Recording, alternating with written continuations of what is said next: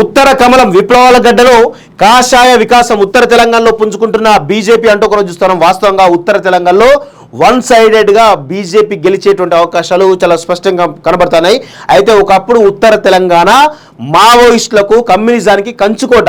ఇప్పుడు అదంతా కూడా కమ్యూనిజం మావోయిస్టుల కోట నుంచి ఈరోజు కాషాయమయంగా మారుతున్నటువంటి ఉత్తర తెలంగాణగా మనం చూడొచ్చు. వాస్తవంగా ఉత్తర తెలంగాణ ఒకప్పుడు మావోయిస్టుల కోట, ఉద్యమాల పురిటిగడ్డ. ఈ ప్రాంతం పేరు చెప్పగానే జైత్యాల జైత్రయాత్ర, ఇంద్రవెల్లి గుర్తుకొస్తాయి. కానీ ఇప్పుడు అక్కడ కొత్త సిద్ధాంతం పొడి పోసుకుంటుంది. కమ్యూనిజం స్థానంలో కాషాయ దళం చిగురు తొడుగుతోంది. క్రమక్రమంగా బీజేపీ పట్టు సాధిస్తుంది. ప్రత్యేక రాష్ట్రం వచ్చిన తర్వాత 2014 ఎన్నికల్లో టీడీపీ పొత్తులో భాగంగా బీజేపీ బరిలోకి దిగింది. ఆ ఎన్నికల్లో 5 స్థానాలు గెలుచుకుంది. ఇవన్నీ కూడా హైదరాబాద్, రంగారెడ్డి జిల్లాల పరిధిలోనే. ఇక 2018 ఎన్నికలు వచ్చేసరికి రాష్ట్ర వ్యాప్తంగా 119 స్థానాల్లో ఒంటరిగా బరిలోకి దిగింది. 105 స్థానాల్లో డిపాజిట్లు కూడా దక్కలేదు.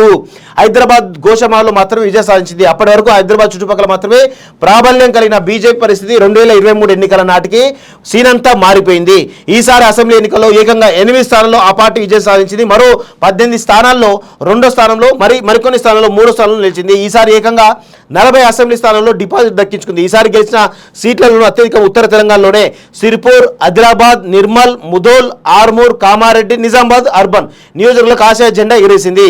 హైదరాబాద్, రంగారెడ్డి జిల్లాల పరిధిలోని ఒక్క గోషామాల మాత్రమే గెలిచింది. ఈసారి బీజేపీ తన ఓటు బ్యాంకును కూడా గణనీయంగా పెంచుకుంది.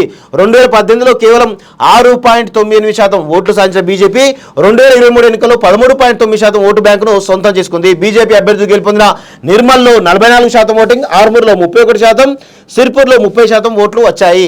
హుజురాబాద్, గజ్వేల్ సహా మరో 12 నియోజకవర్గాల్లో బీజేపీ 20% ఓటు బ్యాంకు సొంతం చేసుకుంది. సో గిరిజన ప్రాంతాలు కూడా బాగా వేసింది.